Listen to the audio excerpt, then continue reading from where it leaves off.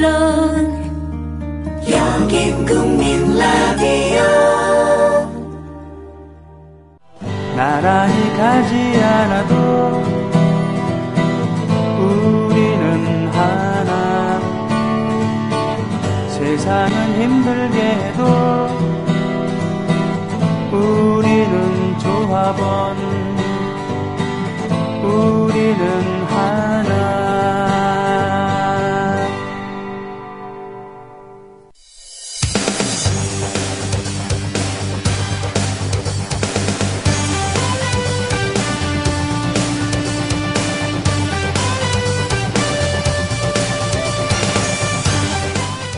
최동호의 스포츠당.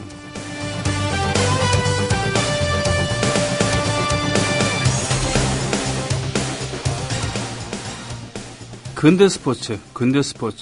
민족국가라는 개념이 생기고 말이죠. 체력은 국력이다 라는 그런 말이 퍼지게 될 무렵쯤에 의식적으로 국민들의 체력을 높이기 위한, 또 의식적으로 단결심을 고취하기 위한 그런 필요성에 따라서 많은 스포츠가 발명이 되기도 하고요. 또 집단 체조를 장려하기도 하고 뭐 그랬습니다. 우리 어렸을 때 국민 체조 하는 거 있잖아요. 그 깜짝 놀랐던 게, 저는 일본에 갔을 때 라디오로 그 체조 시간입니다 하면서 듣는데, 일본 라디오 그 음악이나 또는 그 하나 둘 셋 해서 일곱 여덟 이런 이게 말이죠. 일제의 잔재도 거기에 있더라고요. 안 그렇습니까, 최동원 선생님? 예, 그렇습니다. 예. 그런데 우리나라는 이 일제 강점기를 통해 가지고 그 당시 이제 교육을 받았던, 이 교육만을 받았다는 점에서 엘리트라고 칭할게요. 네네. 이들이 해방 이후에 청산이 안 됐잖아요. 네. 그러면서 우리 그 현대국가 건설을 위해 가지고 경제 개발할 때 이들이 엘리트로 중용이 되면서 일제의 발전 모델을 그대로 갖고 왔잖아요. 심지어는 우리 어렸을 때 권투 중계 같은 거 보면은 시작하기 전에 선수 소개할 때 홍커너 체중 150파운드 빼고는 그렇게 비슷하죠. 아놀드 테일러 이렇게 했는데 이게 다 일본식의 그런 억양 아니었습니까? 방송뿐만이 아니라 우리 사회 전반의 의식 구조나 이런 그 문화 행태들이 일제 시대에 했던 게 그대로 이어져 왔잖아요. 근데 일제강점기 시대 때 보게 되면은 아무래도 부유한 일본인들이 있었기 때문에 이 문화라는 것이 위에서 아래로 대부분 다 내려오게 되니까 그대로 우리가 답습을 해왔죠. 예, 자, 뭐 제가 이게 얘기를 하다 보니까 갑자기 이렇게 돼버렸는데 오늘 원래 인트로는 다른 얘기였습니다. 그죠? 예. 인천 아시안 게임에 대해서 얘기를 좀 하시려고 그럽니까? 예. 지난주 수요일에 D-30 돼가지고 인천 아시안 게임 소식을 각종 언론 매체에서 보도를 많이 했었었죠. 몰라요. 전 사실 지금 말씀해 주셔갖고 그렇지, 인천 아시안 게임 하지. 지금 이 얘기를 하려고 하는 겁니다. 그러니까 뭐냐 하면은 그러니까 홍보를 하려고 꽤 애를 쓰고 있습니다. 그리고 많은 분들이 인천에서 아시안 게임이 열리는 것은 알고는 있어요. 네네. 근데 관심이 없잖아요. 그러게 말이에요. 저는 까먹고 있었어요. 명색이 스포츠당을 진행하는 진행자인데 전혀 그 아웃 오브 안중이었다는 얘기죠. 근데 왜 그러냐 하면 예를 들어 가지고 월드컵이나 이 WBC가 우리나라에서 열린다. 그러면 3, 4개월 전서부터 많은 질문을 받게 돼요. 어떻게 되니? 어떻게 될 것 같냐? 근데 아시안 게임이니까 뭐 이렇게 한 귀로 듣고 한 귀로 흘려버리는 거죠. 그만큼 우리 국민들이 아시안 게임에는 관심이 없다는 얘기죠. 예전에는 꽤 있었는데 안 그렇습니까? 86년 아시안 게임 때 꽤 있었었고요. 2000년 이전까지는 좀 있었다고 보는데 2002년을 기점으로 해가지고 월드컵 그리고 우리도 우리 스스로의 그 능력의 포텐셜에 대해서 이제 놀라면서 눈높이가 높아졌잖아요. 2002년 이후에 우리 해외로 진출하는 선수들이 많아지게 되면서 메이저리그 보고 프리미어리그 보고 또 일본 프로야구 보고 거기서 우리 선수들이 잘하고 그 경기 보다가 아시아권 대회를 보자니 좀 수준이 낮아 보인다 이거죠. 그렇군요. 그러니까 밥상의 주인공격이었던 계란부침이 어느 순간 소세지, 오뎅 이런 거에 불고기 이런 게 밀려갖고 찬밥 취급받는 거랑 비슷하다는 그런 얘기일까요? 이제 그래서 2002년에 부산에서 아시안 게임을 개최했잖아요. 예, 그렇습니다. 그렇죠? 네네. 근데 부산에서도 무지무지하게 고민을 했습니다. 부산에서? 예. 부산시와 부산 아시안게임 조직위원회가. 네. 관심을 못 받으니까. 네. 아시안게임 좀 봐주세요. 아무리 외쳐도 우리 국민들이 쳐다보지도 않는 겁니다. 고민하다가 꺼내든 카드가 있었죠. 아, 응원단? 예, 민영원단을 불러들인 겁니다. 북한의 민영원단. 근데 그때 제가 확인을 못했지만 충분히 추정할 수는 있어요. 예. 이게 뭐냐면은, 이게 확인하기가 힘든 상황이라서 못했는데 그냥 오지는 않았겠죠. 거래를 하는 거죠. 예. 우리가 어느 정도 지원을 해주고, 네네. 현금이든 뭐 현물이든 지원해주고, 그 다음에 민영원단 좀 보내달라. 당연히 그렇게 하지 않았겠습니까? 예. 그래서 민영원단 보내주는데 우리 항공이나 이런 거 말고 육로나 항공 말고 배 타고 한번 와라. 그러니까 만경봉호를 타고 와가지고 네. 부산의 다대포항에 네. 다 정박을 했잖아요.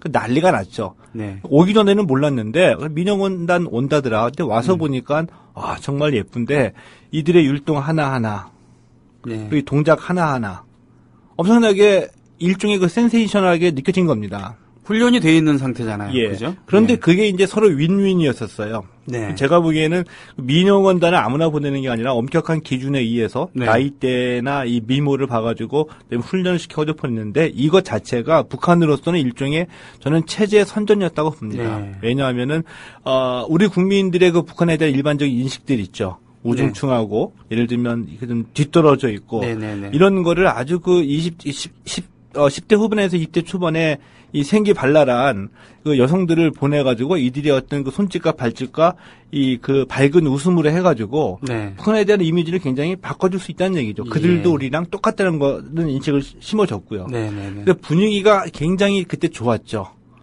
그렇습니다. 예. 예. 서로 위민을 했습니다. 그래가지고. 약간의 부작용이 있었지만, 예를 들면 비 오는 날 초상화를. 그건 대구 유니버시아드 때. 그렇죠. 죄송합니다. 예. 뭐 그런 일도 있었었죠. 네네네.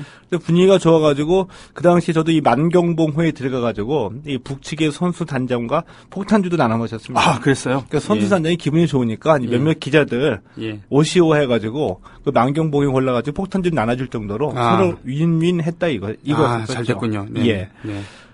이 민영원단이 그때 이제 관심을 모았고, 그러면서 이제 그 분위기가 달아올랐고, 네. 또 전혀 기대하지 않았는데, 농구 결승전에서, 네.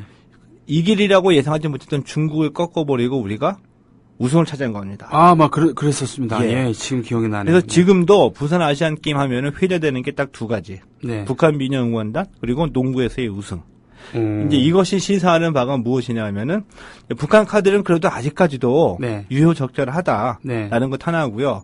아무리 관심이 없는 아시안 게임이지만 그래도 그 중에서 인기 종목, 이 스타 선수들이 활약을 해준다면은 대회가 진행이 되면서 국민들의 관심을 불러 모을 수 있다는 얘기죠. 그렇군요. 그러고 보니까 이봉주 선수가 마라톤에서 우승을 했었던 예. 그런 그 경우도 있었고.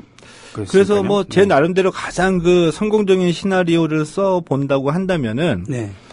이제 소위 이제 우리가 지금 이 빅3라고 얘기를 하는데 이 손현재 선수 그러니까 인천 아시안 게임 경기가 다 그 입장권이 팔리지가 않아가지고 걱정거리인데 네.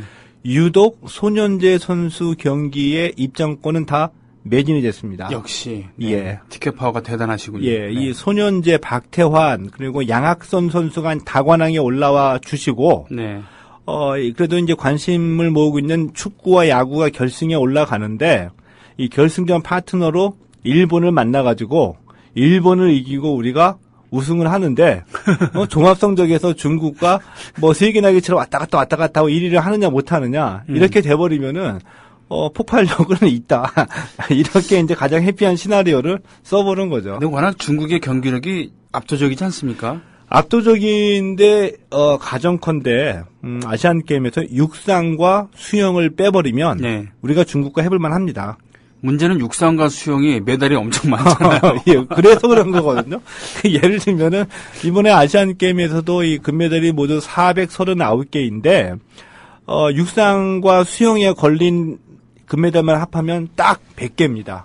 그러니까 이 서양인들의 예. 조건에 유리한 그들의 기준으로 종목을 세분화시켜서 예. 육상과 수영에 메달을 많이 해놨는데 아시아 경기대회 할 때는 그 기준을 좀 달리해서 예. 야 니네는 니네고 우리는 우리야. 그래서 우리 아시아인들의 그 조건에 맞는 그런 그 금메달 수 조정 종목의 그 이런 거 하면 안 되나 이런 생각도 좀 합니다 저는. 그런 의미로 이번에 한 8개 종목이 36개 종목이 열리는데 8개 종목이 비올림픽 종목이거든요. 아, 네네. 예, 여기에는 이제 아시아권에서 성행하고 있는 일부 종목들, 뭐 세팍타크로나 중국의 우슈, 또 일본의 그 공수도 이런 것들이 포함이 돼 있죠. 그렇군요.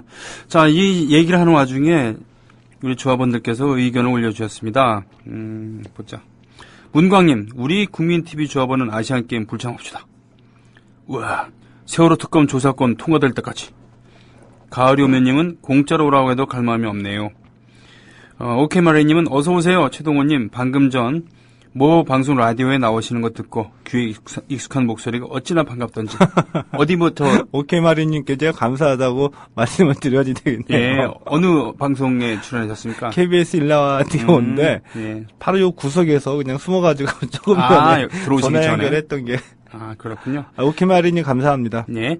2002년 아시안게임에서 한국이 중국이 이긴 게 정말 아직도 기억에 남는 오케이마리님 다시 주셨고, 가을이 오면님께서 아시안게임 죄 없는 초중고생들 강제 동원해서 응원 좀 시키지 않았으면 좋겠네요. 인문계 고등학교는 공부해야 한다고 실업계 아이들 강제 동원하지 말고, 이런 또. 예, 근데 제가 이 인천 아시안 게임 얘기를 왜 하냐 하면은, 지금 여러 군데에서 이 얘기를 하고 다니는데, 이 지금 하는 얘기 딱 한 가지를 말씀드리고 싶어서 제가 인천 아시안 게임 얘기를 하는 거거든요. 네네. 왜냐하면은, 뭐 인천 아시안 게임뿐만이 아니라 이전에 열렸던 우리 이 국내에서 개최했던 국제적인 그 스포츠 이벤트들, 또 내년에 평창 동계올림픽까지 또 내년 2018년 내년에는 대구 광주에서 하계 유니버시아드가 열리고요. 네. 이런 거 우리가 여태까지 신경 써왔던 것이 어떻게 하면 이 대회를 잘 치르느냐 이 얘기만 해왔었거든요. 예. 근데 이제는 이게 중요한 것이 아니라 대회가 끝나고 난 뒤에 사후 평가를 엄격하게 해야 된다는 얘기입니다. 네. 사후 평가라는 것은 뭐냐면은 개최할 때 또 유치할 때에 지방자치단체에서 내걸었던 경제 효과들. 네네. 그리고 뭐 몇 조 원의 효과가 있다. 그리고 그러면서 국민 세금 다 끌어다 썼죠. 네. 이번에 인천 아시안 게임도 모두 49개 경기장인데 17개를 새로 지었습니다. 네. 17개 새로 지으면서 들어간 돈이 1조 7천억 원이었었거든요. 으아. 그러면서 돈 얼마 든다. 인천시 재정난 지금 심각합니다. 2년 전에는 아시안 게임이다, 송도 개발이다, 뭐다 해가지고 재정난이 심각해가지고 이 시 공무원들 급여까지 체불되는 사태까지 벌어졌었거든요. 이렇게 심각한 재정난인데 여기에 또 경기장, 문학경기장이 이미 있고 종합경기장이 2개나 있는데도 개폐회식을 위해서 또 경기장 또 지었거든요. 네. 이게 말이 됩니까?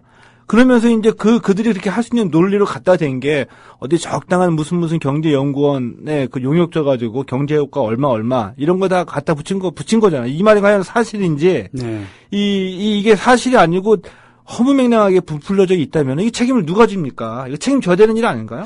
이게 어떻게 안상수 시장 때 결정된 건가요? 안상수 시장이 또 그 양반도 서울대학교 나왔다고 하는데 체교까지만. 예. 그런데 저는 의심스러워요. 왜요?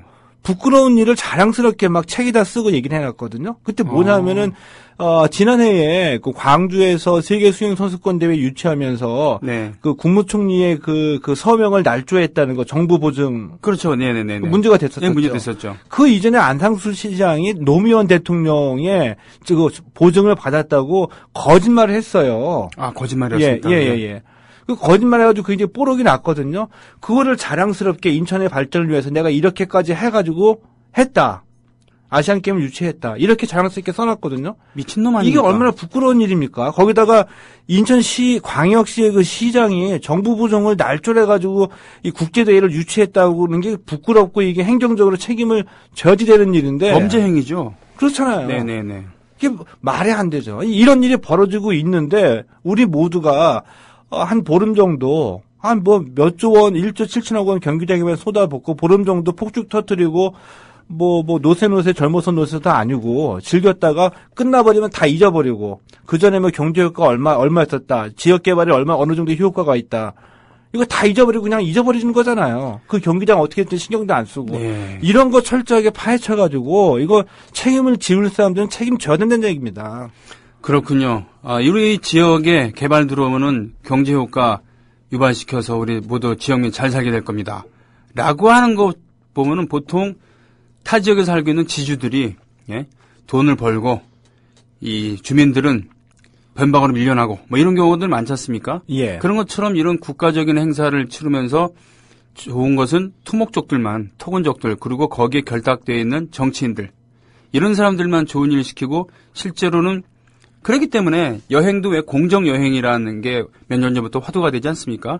예. 예, 해외 여행이 그 활성화되면서 그 관광객을 몰고 오는 그런 이 나라, 그 나라 여행사, 그리고 거기 결탁한 몇 개 무슨 음식점이나 기념품점, 그런 경우도 이제 그 호텔이라든가 현지보다는 그 여행사에 데리고 오는 사람들의 이해관계에 따라 있는 그 지역, 뭐 그 나라 사람이라든가 그 나라 업체, 그 나라 사람이 세운 호텔, 이런 데서 이익을 얻으니까 실제로 현재 살고 있는 원주민이라고 할까요?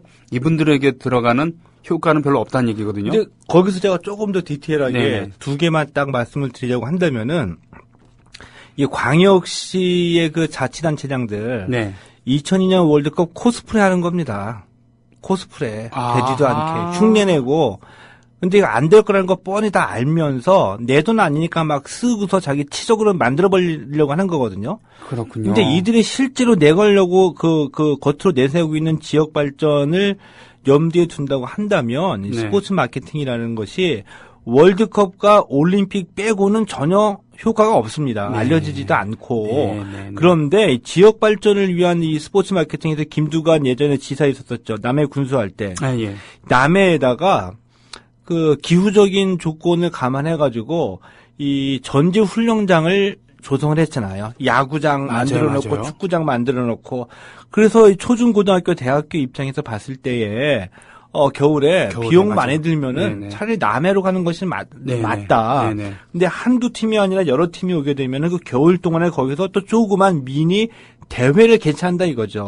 리그를 그 겨울 동안에 전지훈련 기간 동안에 그러면은 훈련만 하는 것이 아니라 좋은 팀 찾아가지고 뭐 버스 타고 3시간 4시간 이동해가지고 이 연습 경기를 해야지 되는데 네네. 거기 가면은 팀들이 모여 있으니까 훈련도 하고 전지훈련도 하고 이렇게 해서 아주 무슨 뭐 몇천억 원 단위는 아니지만 네네. 그 지역에 엄청난 경제 효과를 가지고 온다는 얘기죠. 쏠쏠하네요. 그게 이제 그 자기 지역의 특성을 잘 맞춰가지고 뱁새가 황새 따라가지 않는 거잖아요. 네네네. 이런 거라든지 아니면 자기 지역의 특성에 맞는 한 가지의 종목을 꾸준히 개최해 나가지 돼요. 네. 그래서 한 10년, 15년 정도 시간이 지나가게 되면은, 예를 들면 무슨 뭐 조정이면 어디에, 무슨 뭐 태권도면 어디에, 이런 식으로 인식이 박혀져 있어가지고, 태권도에 대한 이미지를 그리게 돼가지고, 태권도를 위해서라도 한번 가서 보겠다. 그래서 관광립 효과를 만들어야 되거든요. 이런 식의 자기 지역의 특성과 그 사이즈에 맞게 갖춰가지 되는데, 무조건 예를 들어가지고 이 국제대회 유치할 때 프리젠테이션 하고 난 다음에, 유치가 선언되는 순간에 모두 손 들고 만세 부르면서 마치 엄청난 쾌거를 이룬 것처럼 지역 발전을 위해 이 한 몸 다 바쳐가지고 일했던 사람들의 승리와 환호성처럼 그게 그 TV 방송의 이미지가 이어지잖아요. 그런 효과만은 정치인들은 노린다 이거죠. 지자체 그 장들이. 자기 돈 아니라고. 자기 돈 아니라고 하는 거죠.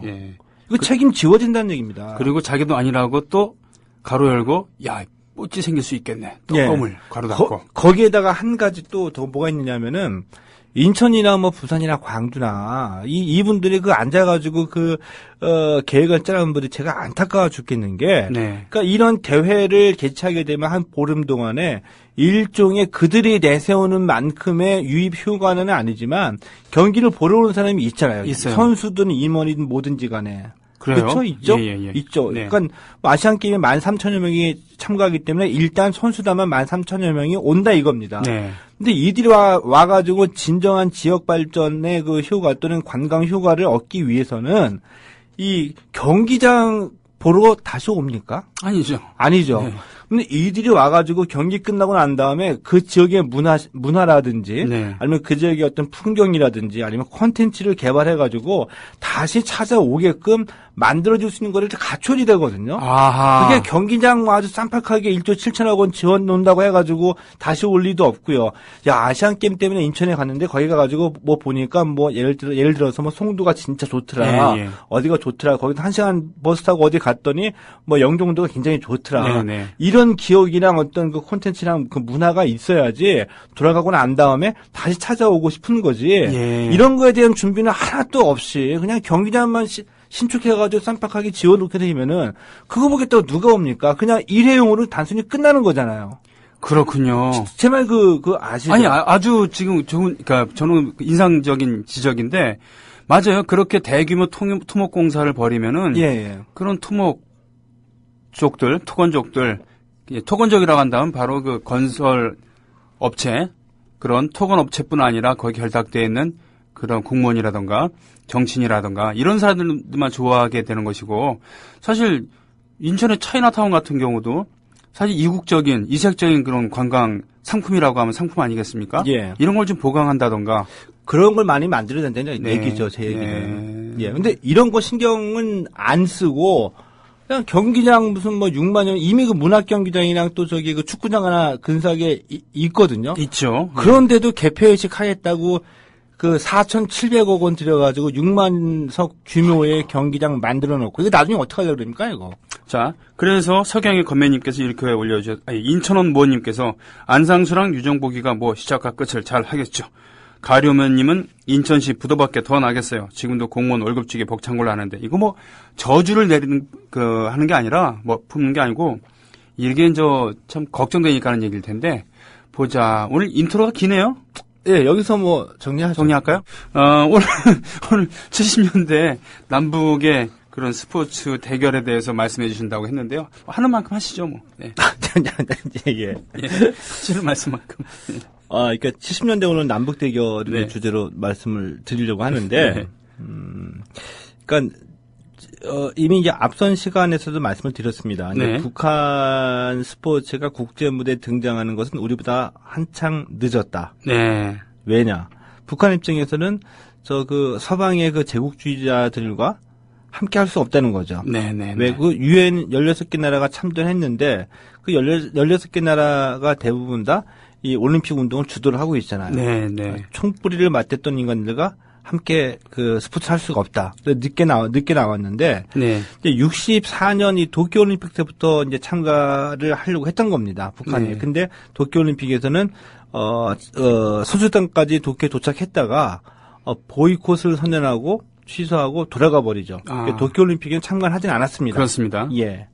근데 우리가 이 70년대의 남북 대결 상황을 우리가 좀 이해를 해야지 되거든요. 네네. 어떤 거냐면 지금도 우리가 북한의 핵 문제 때문에 이 공포 분위기가 조성은 되고는 있죠. 네. 근데 제가 느끼기에 이 남북 대결로 인한 그 긴장과 공포 분위기는 이 어마어마한 핵이 등장했던 최근보다는 네. 제가 초등학교 다녔던 70년대 네. 그땐 더 공포스러웠습니다. 진짜로. 네. 왜냐? 핵무기가 아니라 진짜 이 총칼로 결전이 벌어졌었거든요. 그렇죠. 네. 제가 2살 때 68년에 이제 1.12 사태가 네네. 벌어져가지고 북한 군인들이 특공대들이 청와대를 습격하겠다고 청와대 근처까지 들어왔었고요. 네. 그다음에 8.18 도끼마냥이라고 이 판문점에서 미군 병사를 이 북한 병사들이 도끼로 네. 찍어서 살해를 하는 1976년이었습니다. 예. 그리고 또 74년도에는 이 유경수 여사가 저격당하는 그렇죠. 예. 이런 일들이 계속 벌어지고 그럴 때마다 이 남한에서는 걸기대인이 뭐니 혈서를 쓰고 당장 한판 붙을 것처럼 네. 이런 긴장 분위기를 조성해 나갔었잖아요. 네, 그렇습니다. 그러면서 박정희는 자신의 그 독재 권력을 더욱더 공고히 해 나가고 네.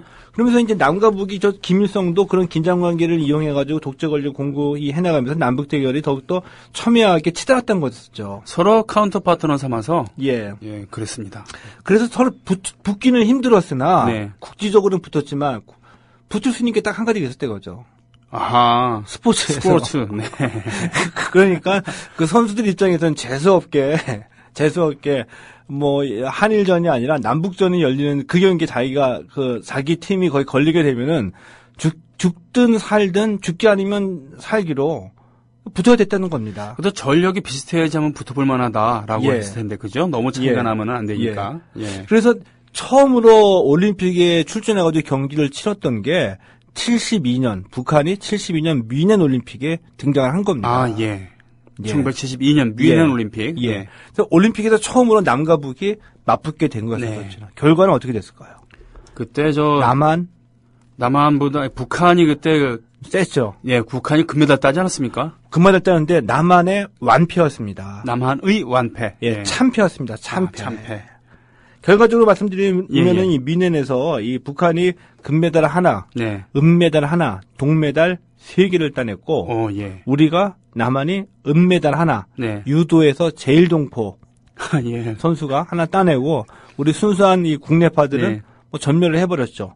뭐 거기에다가 예를 들어가지고 이 권투에서 네. 복싱 라이트 플라이급 2회전에서 남북이 붙었는데 남한이 깨지고요. 또 여자 배구 3, 4위전에서 남한과 북한이 또 붙었습니다. 뮌헨에서. 근데 남한이 북한에 3대 0으로 왕창 깨진 겁니다. 3대 0으로. 아이고. 예. 그런데 이 금메달 하나가 북한의 그때 이제 리호준이라는 선수가 예, 세계 기록을 세우면서 우승을 차지했거든요. 사격인가요? 예, 사격에서. 예. 근데 그때의 그 충격. 네. 그러니까 지금 같아서는 아무것도 아니죠. 이 남북이 경기를 벌였는데 북한이 이겼다. 뭐 그럴 수도 있고 다음에 우리가 이기면 되지. 그거였었는데 뭐 좀 하는구나 하면서 손뼉도 쳐주고. 네. 그 당시에는 남과 북이 목숨을 걸고 체제 경쟁을 벌이고 있고 반공 교육 그리고 뭐 8.18 도끼만행 사건 기타 등등 해가지고 이 반공 교육으로 인해서 이 공산주의자들이 이 적화 통일 야욕 때문에 아주 그 어렸을 때부터 군사 교육만 받고 아주 사람 죽이는 기계로 길러지고 있다 북한 사람들은. 네네. 그래서 잔인하고 무자비하다. 네. 뭐 강릉 울진 그 무장공비 침투해가지고 이승복 어린이가 나는 공산당이 싫어해가지고 네네네. 뭐 입을 찢어 죽이고 예를 들면 이런 식으로 공산주의자들을 묘사하고 이미지를 심어줬던 거였었죠. 그리고 실제로 공포감을 갖고 있었습니다. 북한 붙이면 저들이 훨씬 더 셀 거다. 이런 상황 속에서 드디어 첫 번째 올림픽에서 맞붙었었는데 사격에서 또 금메달을 딴 겁니다. 그러니까 이 남한 사람들의 이 이미지 속에는 역시 북한 애들은 누구나 다 사격을 다 잘할 거야. 네네. 사격을 잘하고 그러게요. 무술도 뛰어나고 진짜 전쟁이 터지면은 그때 사람들은 미국이 없으면 우리는 다 당할 거다. 네. 야, 저들이 진짜 일으키면 어떡하지? 이런 충격과 공포에 시달리게 된 거였습니다. 예. 그럴 수 있겠군요. 예. 보니까 남북 대결 권투랑 지금 배구에서 깨졌고 그리고 총 메달 수에서도 제일동포가 겨우 은메달 하나 딴 유도에서 나머지는 전멸이고 북한은 금은 하나씩 동메달을 3개나 땄단 말입니다. 그렇죠. 근데 더욱더 충격적인 일이 벌어졌죠. 아주 우리를 전율케 한. 그런 게 있었어요? 예. 네, 뭡니까? 그러니까 그 리호준이라는 선수가 50m 소총 소구경 복사. 그러니까 복사는 엎드려 쌓입니다. 예. 여기는 이제 만점이 600점인데 599점을 쏜 겁니다. 와, 죽인다. 세계 신기록으로. 예. 엄청나게 느껴지잖아요. 막. 599점을 쐈는데 이제 인터뷰를 하죠. 인터뷰를 하는데 인터뷰 장소에서 이런 말을 했습니다. 원수의 심장을 겨누는 심정으로 쐈습니다. 살 떨린다. 원수의 심장을 겨누는 심정으로 쐈습니다. 야, 이건 그러니까 북한 선수들은 그냥 이 스포츠가 아니라 전쟁이에요, 전쟁. 어떻게든 간에 남한을 적화 통일시키겠다는 이런. 그 다음부터 이어지는 얘기는 위대한 수령 김일성 동지께서 사격 선수들은 원수의 심장을 겨누는 심정으로 쏴야 된다라고 가르쳐 주셨고 그 가르침 그대로 했더니 금메달을 딴 거다.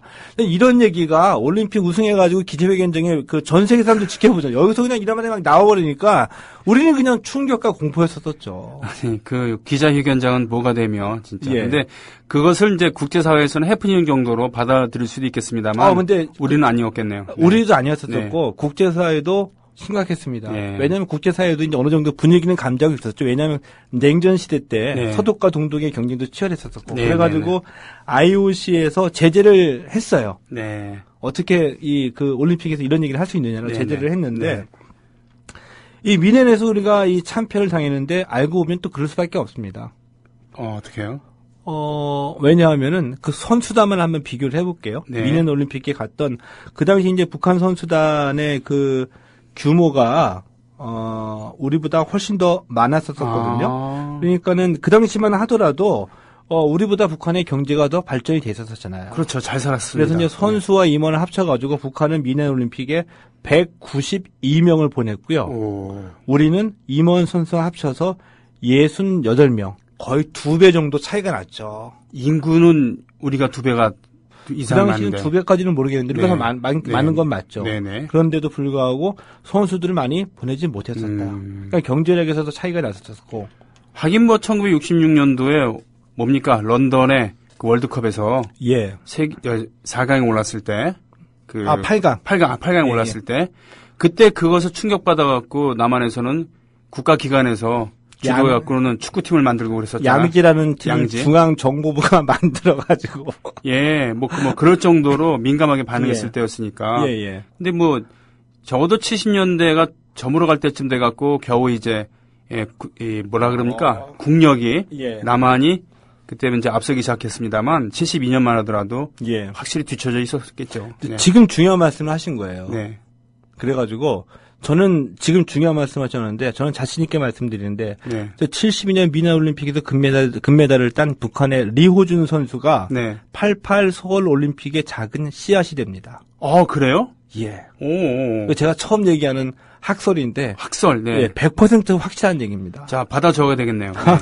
왜냐하면은 근데 혹시 그 리호준이라는 이 양반 대단하잖아요. 600점 만점에 599점. 그러니까 선수로서 정말 대단한 것이죠. 그 후에 어떻게 됐을까요? 일단 영웅칭을 받았겠죠. 그렇죠. 예. 그래서 80년 모스크바 올림픽이 열렸었죠. 네네. 서방에서는 보이콧해가지고 아프가니스탄 침공에 맞아요. 소련의 아프가니스탄 침공에 그 항의해가지고 참가 안 했는데 80년 모스크바 대회에서 은퇴를 했습니다. 그리고 그 이후로 김일성, 김정일 이 두 부자의 경호실장을 맡았습니다. 그렇군요. 예. 근데 저의 그 선이 다 죽어서 김일성, 김정일까지는 살아 있었었는데 김정은 위원장 들어서면서부터 다 죽어가지고 김정은 위원장 할 때인지 뭐 하는지 모르겠어요. 그렇군요. 북한에 연락이 닿는 스포츠 인사의 선이 지금 없다는 얘기군요. 예. 김정은 취재 들으면서 바뀌었습니다. 바뀌어서? 장성택 아저씨 날라가면서 다 정리가 다 됐어요. 자, 장성택의 실각이 지금 한국의 스포츠 평론가에게 미친 영향에 대해서 여러분 지금 실감하고 계신 겁니다. 그것도 제가 다시 한번 정리해 드릴게요. 나중에 기회가 되면은. 네. 근데 경호실장까지 역임했었습니다. 네. 근데 왜 이 리호준의 그 금메달이 88 서울 올림픽의 작은 씨앗이었었냐? 네. 아까 그 말씀해 주셨어요. 뭐냐면 66년 그 잉글랜드 월드컵에서 북한이 8강에 올라가니까 그 당시 중앙정보부장이 부랴부랴 양지를 우리도 뒤져서는 안 된다. 북한을 이겨야 된다. 양지를 만들었잖아요. 예. 그러니까 이 리호준이 참가한 미넨 올림픽에서 우리가 참패를 당하니까 특히 사격만큼은 당시에 그 권력자 중에 한 명이었던 박종규 경호실장이 있었죠. 피스톨박이었죠. 피스톨박. 피스톨박이 대한사격연맹 회장까지 역임하고 있었거든요. 자신이 또 명사수 출신이고요. 예. 그래서 박정희 앞으로 가가지고 100배 사죄를 했습니다. 각하 살려주세요. 면목이 없습니다. 북한한테 참패를 당했는데 전반적으로 그 종합성적에서 참패를 당했는데 사격에서도 북한은 세계 신기록으로 금메달을 따는데 우리는 뭐냐. 가가지고 100배 사죄를 한 거죠. 그러면서 이를 갈았습니다. 각하, 제 사격을 다시 부흥을 시키겠습니다. 그리고 난 뒤에 제 먼저 한 게 뭘까요? 일단 전화를 돌렸습니다. 어디로 전화를 돌렸냐? 재벌그룹 회장들한테. 정확하게 20명을 불러 모았습니다. 그래서 우리가 살기 위해서 사격을 한번 부흥을 시켜보자. 얼마씩 내라. 이제 삥을 뜯은 거죠. 그 삥 뜯은 거 가지고 무엇을 했냐? 태릉에다가 국제 사격장을 만들어냈죠. 그게 그때 얘기군요. 왜냐하면 이제 그 야심차게 출발하려고 하면은 선수들 훈련을 시켜야 되는데, 이제 그 본격적인 그 시설이 좋은 훈련장이 있어야 되잖아요. 태릉에다 국제 사격장을 만들어 놓은 겁니다. 국제 규격을 갖춘 사격장. 만들어 놓고 본 다음에 이제 선수들의 수준이 어느 정도 올라오고 이제 국제 사격계에 우리의 실력을 알려줄 겸 해서 78년 세계 사격 선수권 대회를 태릉 국제 사격장에서 개최를 합니다. 1978년. 그 미넨 올림픽 이후에 6년 있다가. 그런데 이 양반이 피스톨박이 깜짝 놀랐어요. 세계 사격 선수권 대회를 개최해놓고 보니까. 그러니까 이 전에는 우리의 뭐 미국과는 우리가 무슨 뭐 이제 그 대미 관계가 지속되어 있었지만 네. 유럽이나 기타 지역에서는 그들을 보기에 독재 권력이잖아요. 그렇죠. 그래서 그 독재 권력에다가 다 군인들이라고 노골적으로 그 아래로 봤잖아요. 예, 그 유럽의 여러 나라들이. 예. 그래서 뭐 정상적인 외교 관계를 통해 가지고 어디 이제 갔을 때 그 가서 만나자고 아무리 요청을 해도 만나기 힘들었던 사람들이 많이 있잖아요. 그렇겠죠. 예. 지금은 우리가 예를 들면은 이런 얘기하면 좀 미안합니다만 여러 개발도상국에서 쿠데타로 집권한 그렇죠. 그런 정부에 대해서 우리가 그 느끼는 멸시 같은 거. 그런데 박종규가 세계 사격 선수권대회를 유치를 하고 또 개최를 하기 위해서 돌아다니다 보니까 자기가 그 피스톨 막 경호실장, 이 독재 권력의 경호실장이 아니라 이 한국의 세계 선수권대회를 유치하려고 하는 유치단의 단장, 대한 사격 연맹 회장 입장에서 만나다 보니까 만날 수는 있다 이거죠. 아하. 말하자면 스포츠 외교가 갖고 있는 힘에 대해서 눈을 떴다는 얘기군요. 그 전까지 알 리가 없었었죠. 군인이었었는데. 근데 이 대회를 치르다 보니까 와 IOC 위원도 오고 자연스럽게 만나게 되면서 친분을 틀 수가 있었던 얘기죠. 그렇군요. 그래서 박정규가 2년 후에 각하한테 용기를 내서 말씀을 드렸습니다. 어떻게요? 각하, 올림픽을 치러봅시다. 올림픽을 개최합시다. 박정희 대통령한테? 그 죽기 직전이었군요. 죽기 전이었었죠. 그래서 오케이를 했어요. 오케이 해가지고 계획서를 만들어라. 계획서를 만들었습니다. 한번 해봐. 그래서 서울시, 그때는 이제 서울에서 개최하려고 했었으니까, 그래서 서울시장이 이 기자들한테까지 이제 그 의견을 구하는, 우리가 이 올림픽을 서울에서 개최하려고 하는데, 뭐 어떻게 했냐, 라는 의견까지 돌아가지고, 바깥으로 이 얘기가 정보가 나오기도 했었었죠. 근데 그러던 와중에, 12.6이 난 겁니다. 그래서 그 계획서는 처박혀지고. 그런데 이 전두환 정권이 들어서고 난 뒤에 전두환이 그 취약한 정통성을 이미지 또 극복을 해야지 되잖아요. 거기 있을 때 이제 그 올림픽 계획서가 있다는 것도 알았었고, 지금 제가 정확한 이름이 기억나지 않는데 전두환이 그 일본의 그 종합상사 이토 세이지만가 일본의 하여튼 그 군벌 출신의 박정희 대통령도 인연을 맺었었던 하여튼 정계의 거물 있어요. 이름을 저도 까먹었었는데 그렇죠. 마쿠에서 그러니까 박정희 만주군 선배입니다. 만주국의 실권자였었고요. 나이가 많은 사람이었는데 그래서 만주군 출신의 박정희와 인연을 돈독히 하면서 바로 일본의 보수 그리고 한국의 보수들을 이어주던 실력자가 있었습니다. 있었어요. 그 사람한테 전국을 타개해 나갈 이제 그 조언도 받고 그 일본으로부터 그때 이제 그 경제난 타개할 수 있는 그 대일 뭐 청구국 뭐 저쪽 이런 것들이 이제 하기 위해서 만났을 때 그 조언을 받았죠. 세지마 류조. 세지마 류조. 이름이 기억납니다. 그 양반이 두 개를 얘기했다 그래요. 하나는 올림픽을 개최를 해라. 그리고 또 하나는 종합 상사를 만들어라. 종합 상사. 이거 두 개를 얘기해가지고 그대로 실행을 했다고 하죠. 그래서 올림픽을 전두환이 다시 끄집어내서 개최를 간 겁니다. 그렇군요. 그래서 이 사격은 우리 비인기 종목이잖아요. 비인기 종목이죠. 알게 뭡니까? 비인기 종목인데 사격만큼은 우리 그 남북 관계가 한국적인 특성이 있기 때문에 우리가 꾸준히 사격 종목에서는 계보를 이어오고 있어요. 투자와 관심이 있기 때문에. 그래가지고 여갑순이라는 기억하죠. 그렇죠. 여갑순 다운에 이은철 선수 있었고. 지금은 진종우가 있고. 사격 우리 강세 종목이거든요. 왜냐?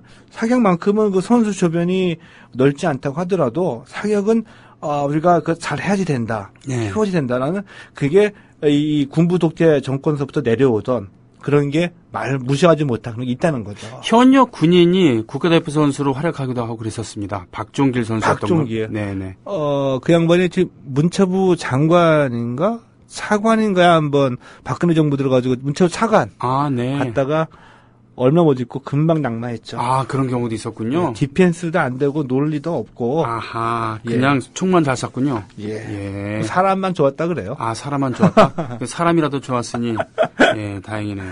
예. 그렇군요. 그러니까 그 남북의, 그래서, 이분이 근데 리오준 선수, 나중에 뭐, 김일성의 경호실장 됐습니다만, 이분이 결국 88년 올림픽과 관련이 있다는 얘기를 아까. 씨앗이었다. 씨앗이었다. 네. 예.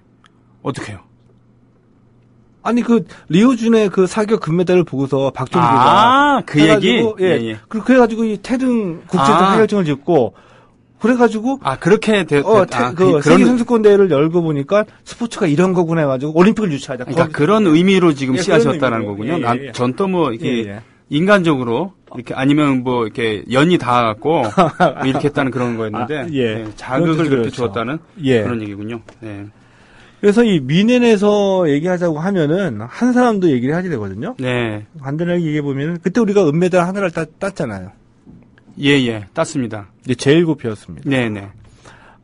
우리가 이 64년 도쿄올림픽에서도 메달이 있었는데 유도에서의 메달. 네. 그때도 제1구표였었고 72년 미넨 올림픽에서도 유도 은메달이 제1구표였었는데 그 메달의 주인공은 오승립이라는 분이었습니다. 오승립? 네. 예. 네. 일본에서 태어났어요. 이 아버지가 1946년 일본 고베에서 태어났는데 아버지가 제주 출신인 제1교포입니다. 제1교포 2세죠. 미들급 결승전에서 이제 일본의 그 세키네 시노부에게 져가지고 은메달을 땄거든요. 세키네 시노부? 아주 투지를 불러 이렇게 만든 이름이네. 세키네. 세키네. 그런데 그 묘하게도 인연이 64년 도쿄올림픽에서 이 그 동메달을 따냈던 이 기미테라는 제1교포. 옆집에 살았어요. 그래요? 예. 근데 이 기미테가 형이었습니다. 네. 기미테를 보고도 쫓아다니면서 유도를 배우게 된 거였었죠. 그래서 소학교 때부터 대학교까지 기미테랑 또 같은 학교를 쫓아서 가게 돼요. 대학교는 일본의 한자로 하면 천리대. 일본 말로 이제 땐리대. 그 천리교의 맞습니다. 그쵸? 그 교단, 교단. 천리대를 졸업하고서 이제 갔는데, 근데 또 여기 또 스토리가 또 있습니다. 집안이 너무 어려웠죠. 뭐 그렇겠죠. 제1교포 당시 어려웠던 상황이니까. 집안이 어려웠는데, 오승립을 유도 자질을 일찍이 간파한 일본인 유도 선배가 있었습니다.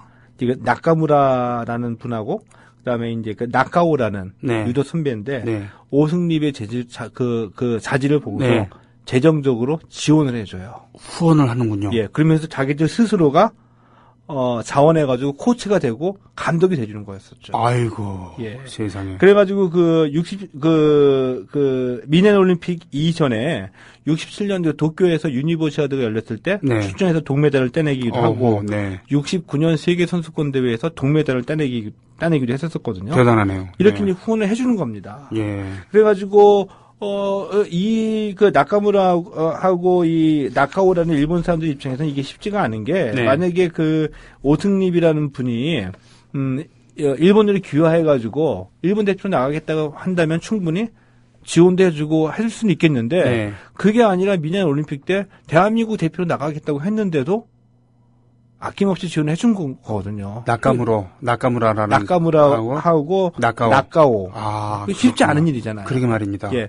그래서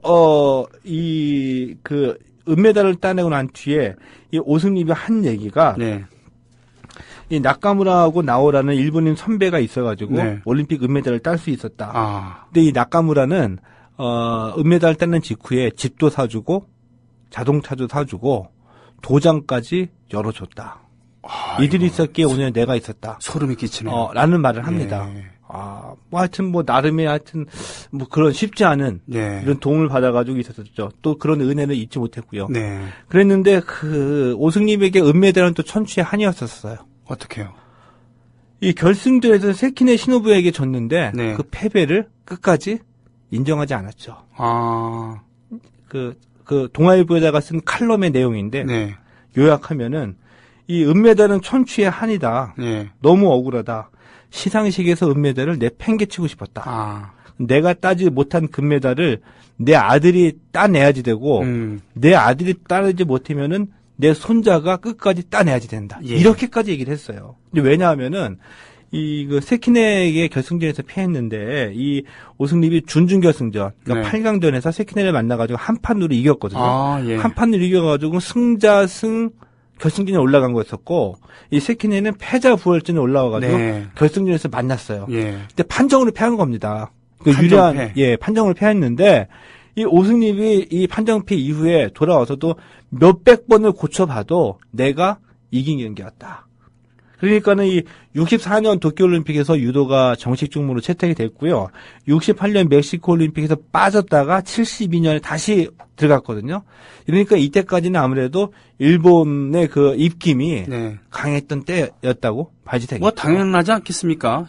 세계 태권도계에서 아직 대한민국의 입김이 강한 것처럼요. 그때 유도는 뭐 오죽했겠습니까? 알겠습니다. 그런 오승립. 오승립 선수. 그러나 아이러니하게도 일본인 유도 선배의 후원을 받아서 출전해서 대한민국 국적으로 은메달을 땄던. 나중에 그 경기대학교 유도부 코치도 하고 했었습니다. 그렇군요. 바로 북한의 리호준, 사격의 리호준, 남한의 제일동포 오승립 이 두 분의 이야기를 들었습니다. 미래올림픽에. 알겠습니다. 자, 다음 주에 뵙겠습니다. 고맙습니다. 고맙습니다.